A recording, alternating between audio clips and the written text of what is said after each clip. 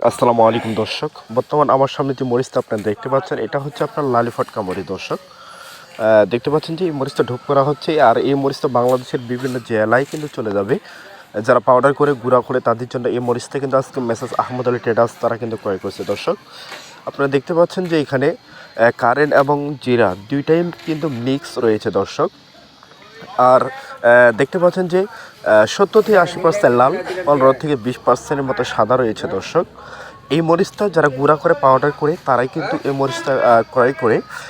তো দর্শক, এই মরিচটার আজকের বাজার হচ্ছে আপনার 95 থেকে 100 টাকা কেজি। 95 থেকে 100 টাকা কেজির মধ্যে এই মরিচটা আপনার পেয়ে যাচ্ছেন যারা গুঁড়া করে পাউডার করে তারাই শুধুমাত্র দর্শক।